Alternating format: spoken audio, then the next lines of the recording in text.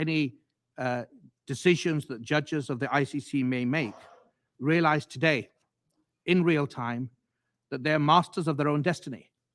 They have the choice and indeed the ambiguous responsibilities to act proportionately, to honor the principle of distinction, and to take all means necessary to make sure civilians and civilian objects are not targeted. Justice, as I've said, is not political. It is a vindication of the fundamental rights of all members of humanity. And it's a demonstration of promises that underpin the Charter and the Rome Statute. And in my view, the echoes of Nuremberg should be heard today.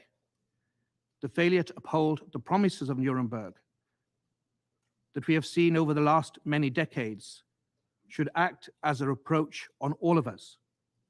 But leaders, not to despair or to despondency, but act as a catalyst for further action, to regalvanize us as a council, as international organizations, and as humanity, to finally, for goodness sake, to come of age and plant more firmly the flag of legality on the international landscape.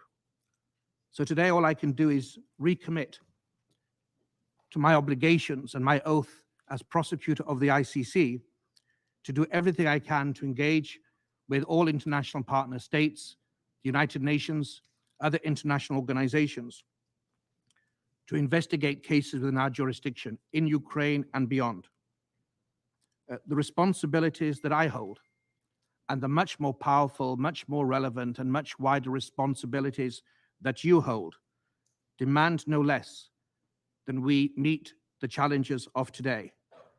We must demonstrate the resolve and the determination and the principle in order not to disappoint and fail those that are in most need of the law as we speak. Thank you so much.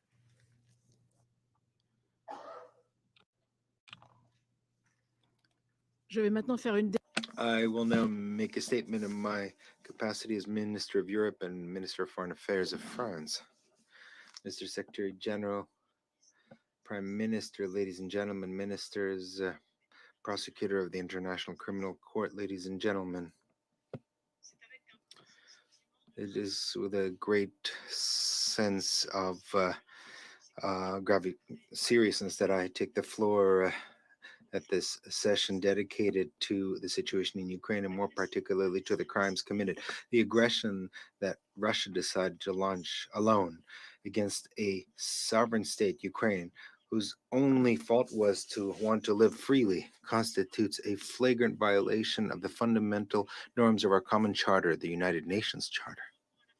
The non-use of force, peaceful resolution of disputes, respect for the sovereignty and the territorial integrity of states are principles to which we all subscribed around this table. And each one of these principles was blatantly violated. The war, which began on the 24th of February of this year, has also been accompanied by atrocities and destructions of civilian infrastructure. These are so many violations of the laws of war and so many actions for which Russia must be held accountable. In Bucha and many other places, unspeakable crimes were committed.